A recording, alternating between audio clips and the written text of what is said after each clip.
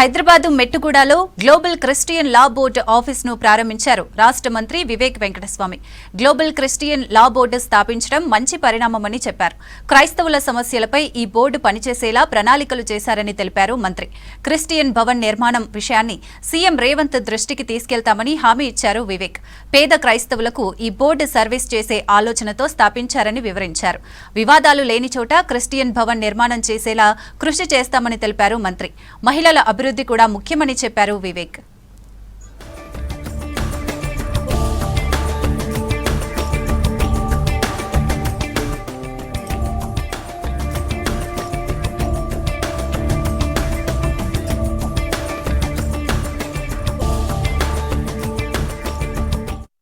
మెట్టుగూడలో మన క్రిస్టియన్ సోదరులందరూ కూడా గ్లోబల్ క్రిస్టియన్ లా బోర్డ్ ఒకటి స్థాపించడం జరిగింది.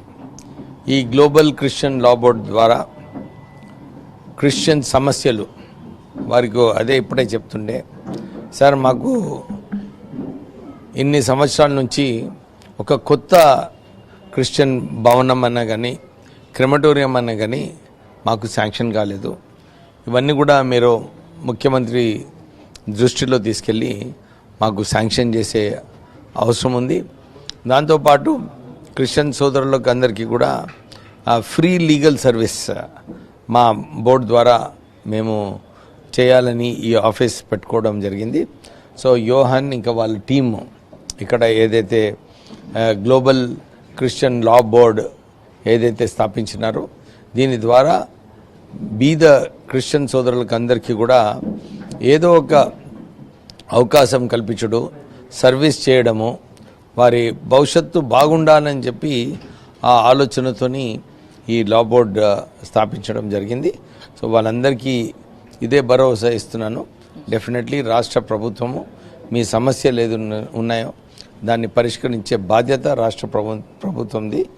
మీకు ఏదైతే ఇంతకుముందు ల్యాండ్ ఇచ్చి మళ్ళీ డిస్ప్యూట్లో పోయిందో ఇలాంటి డిస్ప్యూట్స్ లేని చోటు కూడా ఐడెంటిఫై చేసి మీకు అలాట్మెంట్ చేస్తూ మీరు మంచి భవనం కట్టుకునేలాగా ప్రయత్నం చేస్తానని చెప్పి మీ అందరికీ కూడా ఒక భరోసా ఇస్తున్నాను.